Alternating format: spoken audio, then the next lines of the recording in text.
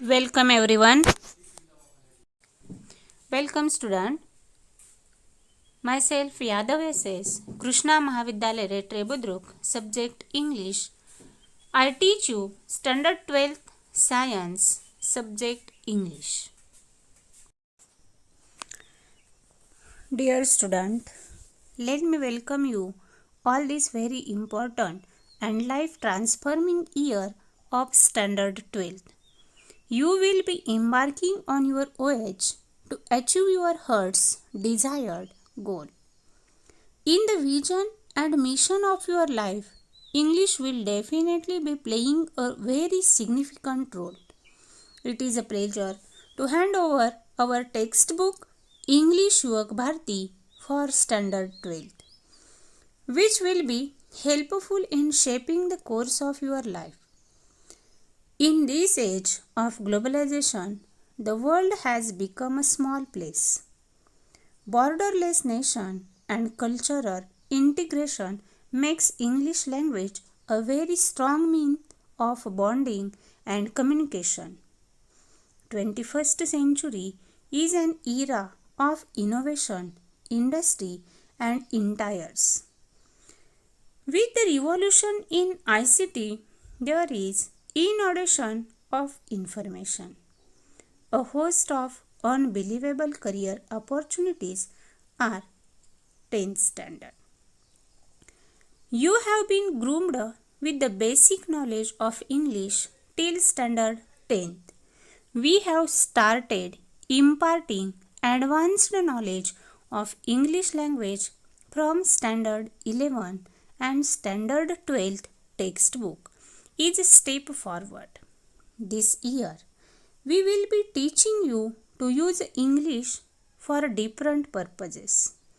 For example, mind mapping, statement of purpose, drafting a virtual message, and group discussion, etc. are the new addition involved in your textbook. This textbook caters to the need of these techno-savvy generations. Along with the intellectual pursuits, you would also require the life skill to negotiate through this complex world. The skill of English language learning would prove to be a catalyst in fast forwarding your career objectives. In our syllabus, there are selection of the prose and poem in the textbook would equip you with the 21st century skill like developing your critical thinking, working in collaboration, enhancing your communication, fostering creativity, etc. The activities in our textbook would facilitate learning. The QR code is an additional help. Useful audio-video teaching learning material given in the text will be available through the QR code. It will be definitely used for your studies. Additional resources also have been suggested in the book which would gear you to learning to learn and seek information and gain our knowledge. So, all students, all of you learn and listen now our textbook very carefully and interestingly. विद्यार्थी मित्रांनो, आज आपण आपल्या 12th स्टँडर्डसाठी इंग्लिशचं जे textbook handover केलेलं आहे त्याबद्दल आपण माहिती घेणार आहोत. या टेक्स्टबुकमध्ये आपले 4 सेक्शन आहेत ते आपण पुढे बघणारच आहे. पण इंग्लिशचा अभ्यास करत असताना तुमच्याजवळ कंपल्सरी टेक्स्टबुक हे असलंच पाहिजे. सध्या जर कोणी पुस्तक घेतलेलं नसेल तर तुमच्या टेलिग्राम ग्रुपला मी आपल्या इंग्लिश टेक्स्टबुकची डाउनलोड केलेली PDF सेंड करणार आहे. ती तुम्ही ओपन करून आपलं टेक्स्टबुक पाहू शकता. त्यामध्ये आपले आलेले सेक्शनमध्ये असणारा lesson, poem, writing skill, drama हा सगळा भाग आपण त्या ठिकाणी लर्न करायचा आहे. त्या लँग्वेजचा अभ्यास करत असताना आपणाला टेक्स्टबुक कंपल्सरी असणं गरजेचंच आहे. प्रत्येक लेसन, प्रत्येक पोएम लर्न करत असताना तो लेसन आपल्या समोर असला पाहिजे, पोएम समोर असली पाहिजे. कारण प्रत्येक लाईन जर समजली तरच आपणाला आपली ॲक्टिव्हिटी सोडवता येणार आहे, अन्यथा आपणाला ॲक्टिव्हिटी सोडवता येत नाही. की प्रश्नपत्रिकेच्या बाबतीमध्ये आपण जर बघायला गेलो तर आपल्या 11वी प्रमाणेच आपला 12वीचाही क्वेश्चन पेपरचा पॅटर्न आहे. त्या पॅटर्नप्रमाणे विचारले जाणारे प्रश्न, प्रत्येक प्रश्नाला दिलं जाणारं वेटेज हे आपण नेक्स्ट लेक्चरला बघणारच आहोत. त्यासाठी प्रत्येकानं टेक्स्टबुक खरेदी करणं हे गरजेचं आहे आणि ते तुम्ही करावं. त्यानंतर ज्यावेळी आपण लेसन शिकणार आहोत, पोएम शिकणार आहोत, त्यावेळी येणारे डिफिकल्ट वर्ड्स, त्या लेसनवर विचारलं जाणारा आपला ग्रामरचा भाग, त्या पोएमवर विचारला जाणारा फिगर ऑफ स्पीचचा भाग, येणारे figure of speech find out करणं, एक्सप्लेन करणं, दिलेलं ग्रामर योग्य त्या करेक्ट फॉर्म्युलामध्ये सॉल्व करणं, ही सगळं खूप महत्त्वाचं असणाऱ्या ह्या गोष्टी आहेत आणि त्याकडे आपण लक्ष दिलंच पाहिजे.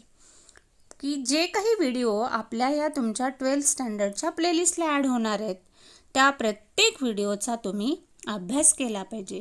प्रत्येक व्हिडिओ हा पाहिलाच पाहिजे आणि पाहत असताना ज्यावेळी आपण लेसन शिकणार आहोत, ज्यावेळी मी तुम्हाला सॉल्व टेक्स्टबुक तुमच्या समोर घेणार आहे, त्यावेळी सॉल्व टेक्स्टबुकमध्ये मी जे काही डिफिकल्ट वर्ड दिलेले आहेत ते वर्ड तुम्ही तुमच्या इंग्लिशच्या नोटबुकमध्ये लिहिणं हे आवश्यक आहे.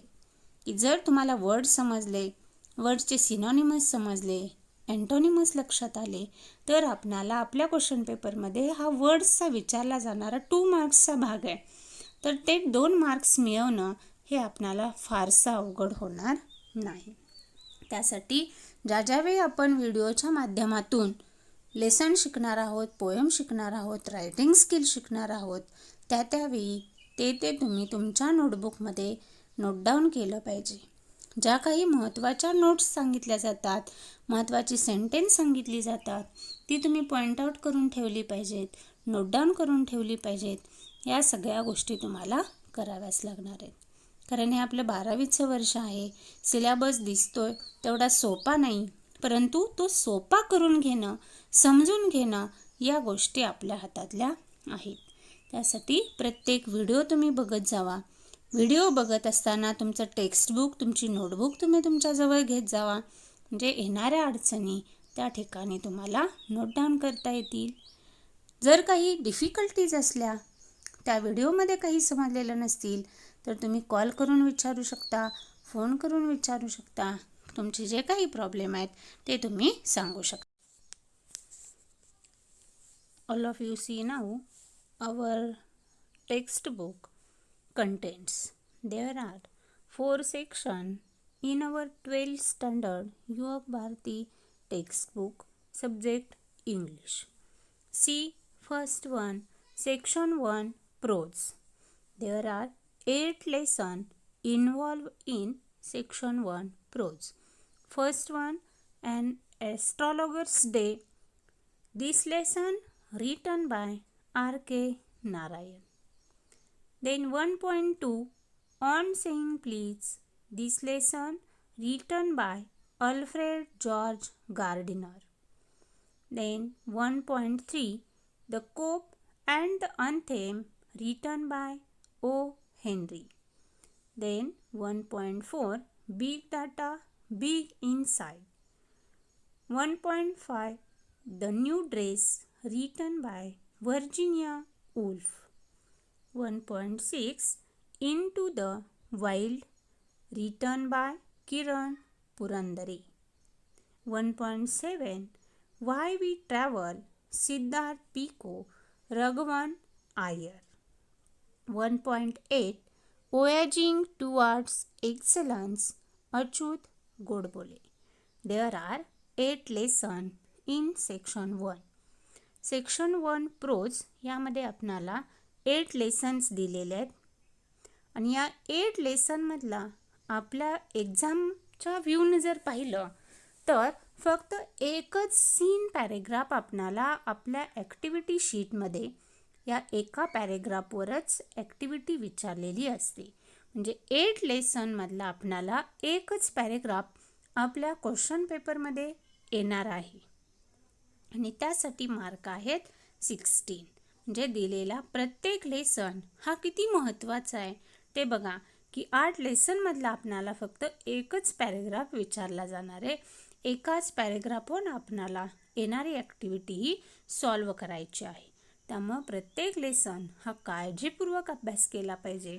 लाईन अन लाईन ती आपण समजून घेतली पाहिजे, वाचली पाहिजे, शिकली पाहिजे. Then section 2, poetry. In this section there are 8 poems. First one, Song of the Open Road. This poem written by Walt Whitman. 2.2, Indian Weaver. This poem written by Sarojini Naidu. 2.3, The Inkscape Rock. This lesson written by Robert Southey. 2.4, Have You Earned Your Tomorrow? Written by Edgar Guest. 2.5, Father Returning Home. This poem written by Dilip Chitre. 2.6, Money. This poem written by William H. Davis. Then 2.7, She Walks in Beauty, written by George Gordon Byron. And the last poem, 2.8, Small Towns and Rivers, Mamang Dai. There are 8 poems. आपल्या section 2 पोएट्रीमध्ये 8 poems दिलेल्या आहेत आपणाला अभ्यासासाठी आणि या 8 पोएममधल्या कुठल्याही 2 poem आपणाला 14 मार्क्ससाठी या फेस करायच्या आहेत. ही 8 पोएममधली एक पोएम आपणाला ॲक्टिव्हिटीसाठी येणार आहे आणि दुसरी पोएम ही पोएटिक ॲप्रिसिएशनला 4 मार्क्ससाठी येणार आहे. ॲक्टिव्हिटीवर विचारले जाणारे प्रश्न हे 10 मार्क्सचे असतात आणि पोएटिक ॲप्रिसिएशन हे 4 मार्क्सचं असतं. हे आपण 11वीला अभ्यास केलेला आहे. त्यामुळे या 8 पोएममधल्या कुठल्याही 2 पोएम आपणाला आपल्या क्वेश्चन पेपरमध्ये येणार आहेत. एक पोएम येणार आहे ती 10 मार्क्सला, त्यावर प्रश्न विचारले जाणार आहेत, त्याचे आन्सर आपणाला लिहायचे आहेत आणि एक पोएम ही पोएटिक ॲप्रिसिएशनसाठी विचारली जाणार आहे. Then and after see the section 3, writing skill. In our textbook there are given 6 writing skill. First one 3.1, summary writing. 3.2, do schools really kill creativity, means mind mapping. Then third one, note making. Fourth one, statement of purpose. Fifth one, drafting a virtual message. And sixth one, group discussion. There are 6 activities given in our textbook. तुमच्या 12th स्टँडर्डच्या टेक्स्टबुकमध्ये 6 activity ह्या तुम्हाला अभ्यासासाठी दिलेल्या आहेत. आपला question पेपरमध्ये येणारा section 3 हा रायटिंग स्किल आहे, तो आपणाला 16 मार्क्ससाठी विचारला जातो आणि त्या 16 मार्क्ससाठी तुम्हाला ABCD असे 4 ठिकाणी 4 मार्क्सचे 4 क्वेश्चन असतात. प्रत्येक रायटिंग स्किलला 3 एकमेकाला और असतात. फक्त हे 6च रायटिंग स्किल शिकून आपल्याला चालणार नाही, तर 11वीला जी काही आपण 6 रायटिंग स्किल शिकलेली आहोत तीही रायटिंग स्किल आपणाला येणं गरजेचं आहे. For example expansion of idea आहे, ईमेल रायटिंग आहे, ब्लॉग रायटिंग आहे. या सगळ्या महत्त्वाच्या असणाऱ्या आपल्या रायटिंग स्किलचा आपल्याला परत एकदा अभ्यास करावा लागणार आहे. आत्ता आपल्याला 12वीला कोणकोणती रायटिंग स्किल आहेत, तर समरी रायटिंग आहे. त्या समरी रायटिंग स्किल, समरी लिहिणं म्हणजे काय हे आपण 11वीला बघितलेलं आहे. Then do schools really kill creativity, mind mapping. Mind mapping means एखादा टॉपिक दिलेला असतो आणि त्या टॉपिकच्या आपल्याला ट्री डायग्राम जशी आपण काढतो की वेगवेगळ्या ब्रँचेसच्या माध्यमातून त्याची माहिती आपण देण्याचा प्रयत्न करतो, त्याच्या शाखा वेगवेगळ्या पद्धतीने दाखवतो, त्या पद्धतीनं आपल्याला हे माइंड मॅपिंग करावं लागतं. त्यानंतर नोट मेकिंग दिलेलं आहे. रायटिंग स्किल हे प्रत्येक रायटिंग स्किल 4 मार्क्ससाठी विचारलं जातं आणि मार्क मिळण्याचे चान्सेस असतात की ठराविक स्टाईलनं, ठराविक पद्धतीनं जर आपण हे रायटिंग स्किल लिहिलं तर आपणाला मार्क्स पडतात. तर नोट मेकिंग आहे. नोट मेकिंगच्या आपण 11वीमध्ये टाईप्स बघितलेलेच आहेत. ट्री डायग्राम असते, टॅब्युलर डायग्राम असते, सिम्पल नोट असते. त्या पद्धतीनं कोणत्या प्रकारची आपणाला नोट मेकिंग विचारलेली आहे ते आपण त्या ठिकाणी लिहू शकतो. जो टाईप आपणाला दिलेला आहे त्याच पद्धतीनं आपणाला लिहावं लागतं. Then statement of a purpose, एखादं विधान तुम्हाला त्या ठिकाणी दिलेलं असतं, त्या पाठीमागचा विधानाचा हेतू काय आहे हे आपणाला एक्सप्लेन करून लिहावं लागतं. Then drafting a virtual message, यामध्ये एखादी गोष्ट जी काही घडलेला इव्हेंट आहे हा तुम्हाला डायलॉगच्या स्वरूपामध्ये दिलेला असतो, पॅरेग्राफच्या स्वरूपामध्ये दिलेला असतो आणि त्या ठिकाणी तुम्हाला त्याचा ड्राफ्टिंग अ व्हर्च्युअल मेसेज म्हणजे कमीत कमी शब्दामध्ये कुणी कुणाला आणि कधी मेसेज दिलेला आहे हे त्या ठिकाणी ड्राफ्ट करावं लागतं. Then group discussion, group discussion हे आपल्याला माहितीच आहे. सहज जरी आपण मित्र मैत्रिणी बोलत उभं राहिलो, एखादा टॉपिक घेतला तर त्यावर आपण अगदी छानपैकी गप्पा गोष्टी करू शकतो. तेच फक्त आपणाला दिलेल्या आपल्या सिस्टममध्ये बसवून लिहावं लागतं. म्हणजे एखादा कंटेंट दिला जातो आणि मग त्या कंटेंटला आधारे जो विषय दिलेला आहे त्याच्याशी रिलेट आपण कॅरेक्टर घ्यायची आणि त्यांचे छोटे छोटे डायलॉग तयार करायचे. Then and after section 4 junior drama. All of you studied now in 11th standard novel, then drama, then see Junior drama. 4.1 here is history of a novel. Novel means कादंबरी. म्हणजे या कादंबरीचा उगम कसा झाला, कधी झाला, सुरुवात कशी झाली, त्यांचे वेगवेगळे टाईप्स कोणते आहेत, कोणता कालखंड आहे, हे या ठिकाणी हिस्ट्री ऑफ अ ड्रामा यामध्ये दिलेलं आहे. आता सेक्शन 4 हा आपल्या व्ह्यूनं खूप महत्त्वाचा आहे. कारण का, तर या ठिकाणी ज्यावेळी आपण आपली ॲक्टिव्हिटी शीट सोडवणार आहोत त्यावेळी त्या विचारल्या जाणाऱ्या तुमच्या ड्रामावर, नॉवेलवर एकही पॅरेग्राफ आलेला नसतो. म्हणजे फक्त त्या ठिकाणी प्रश्न विचारलेला असतो आणि त्या प्रश्नांची तुम्हाला सविस्तर उत्तरही लिहावी लागतात. कुठलाही पॅरेग्राफ समोर नसतो. नंतर इंग्लिशचा पेपर म्हणलं की आपल्याला सवय झालेली आहे की समोर पॅरेग्राफ असणं आणि पॅरेग्राफमधले उत्तरं शोधून लिहिणं. परंतु आपणाला हा सेक्शन 4 हा 16 मार्कला आहे आणि त्याचा खूप बारकाईनं अभ्यास करावा लागणार आहे. कारण त्या ठिकाणी समोर तुमच्या कोणतंही मटेरियल नसणार आहे, फक्त प्रश्नच विचारला जाणार आहे. Then 4.2 to sir with love this novel written by E.R. Braithwaite. 4.3 Around the World in 80 Days written by Jules Gabriel Verne. And then last novel The Sign of Four written by Sir Arthur Ignatius Conan Doyle. There are 4 novels in our section 4.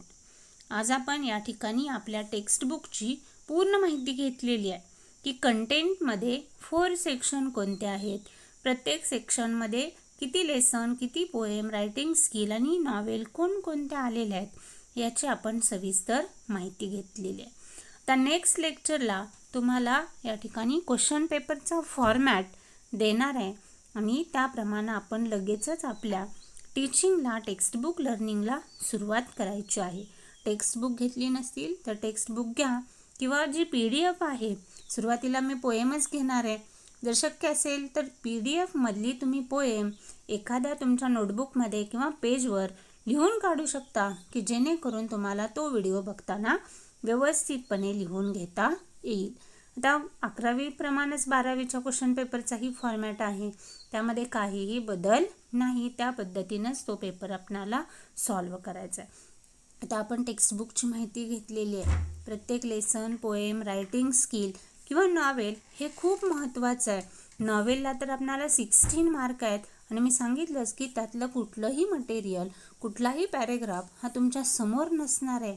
आणि या नॉवेलवर तुम्हाला कसे प्रश्न विचारले जातात, तर तुम्हाला 4 मार्क्सचे objective प्रश्न विचारले जातात. त्यानंतर 12 मार्क्ससाठी तुम्हाला डिस्क्रिप्टिव्ह प्रश्न विचारले जातात. मग त्या डिस्क्रिप्टिव्हचा अभ्यास करणं, प्रत्येक कॅरेक्टरचा अभ्यास करणं, त्या ठिकाणी उभी राहिलेली कंडिशन, नॉवेलची थीम काय आहे, त्यामध्ये कंटेंट कोणता घेतलेला आहे, या सगळ्या गोष्टीचा आपल्याला बारकाईनं अभ्यास हा करावा लागतो. नॉवेल या इंटरेस्टिंग आहेत. एकदा शिकायला लागल्या की पूर्ण कंप्लीट कधी नॉवेल होते असं वाटतं. नॉवेल इंटरेस्टिंग दिलेले आहेत आणि अशा मोटिवेशनल आहेत, इन्स्पिरेशनल आहेत की ज्या नॉवेलमधून देखील तुम्हाला काहीतरी प्रेरणा मिळू शकते.